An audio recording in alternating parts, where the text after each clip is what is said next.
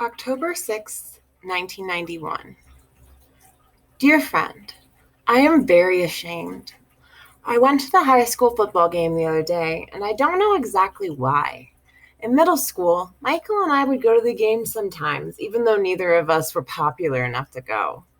It was just a place to go on Fridays when we didn't want to watch television. Sometimes we would see Susan there, and she and Michael would hold hands. But this time I went alone because Michael is gone, and Susan hangs around different boys now, and Bridget is still crazy, and Carl's mom sent him to a Catholic school, and Dave with the awkward glasses moved away. I was just kind of people watching, seeing who was in love and who was just hanging around, and I saw that kid I told you about. Remember nothing? Nothing was there at the football game, and he was one of the few people who was not an adult that was actually watching the game. I mean, really watching the game. He would yell things out. Come on, Brad. That's the name of our quarterback. Now, normally I'm very shy, but nothing seems like the kind of guy you could just walk up to at a football game, even though you were 3 years younger and not popular. Hey, you're in my chef class. He's a very friendly person. I'm Charlie, I said, not too shy. And I'm Patrick, and this is Sam. He pointed to a very pretty girl next to him, and she waved to me. Hi, Charlie. Sam had a very nice smile. They both told me to have a seat, and they both seemed to mean it, so I took a seat. I listened to nothing yell at the field, and I listened to his play-by-play analysis, and I figured out that this was a kid who knew football very well. He actually knew football as well as my brother. Maybe I should call nothing Patrick from now on, since that's how he introduced himself, and that is what Sam calls him. Incidentally, Sam has brown hair and very, very pretty green eyes, the kind of green that doesn't make a big deal about itself. I would have told you sooner, but under the stadium lights, everything looked kind of washed out. It wasn't until we went to the big boy and Sam and Patrick started to chain smoke that I got a good look at her.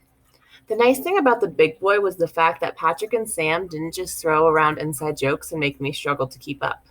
Not at all. They asked me questions.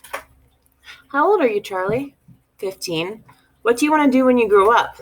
I don't know just yet. What's your favorite band? I think maybe the Smiths because I like their song Asleep, but I'm not really sure one way or the other because I don't know any other songs by them too well. What's your favorite movie? I don't know, really. They're all the same to me.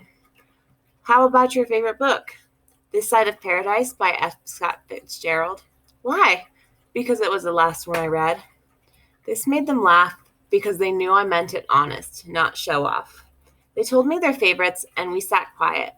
I ate the pumpkin pie because the lady said it was in season, and Patrick and Sam smoked more cigarettes. I looked at them, and they looked really happy together, a good kind of happy. And even though I thought Sam was very pretty and nice, and she was the first girl I ever wanted to ask out on a date someday when I can drive, I did not mind that she had a boyfriend, especially if he was a good guy like Patrick. How long have you been going out? I asked. Then they started laughing, really laughing hard. What's so funny? I said. We're brother and sister, Patrick said, still laughing. But you don't look alike, I said. That's when Sam explained that they were actually stepsister and stepbrother since Patrick's dad married Sam's mom.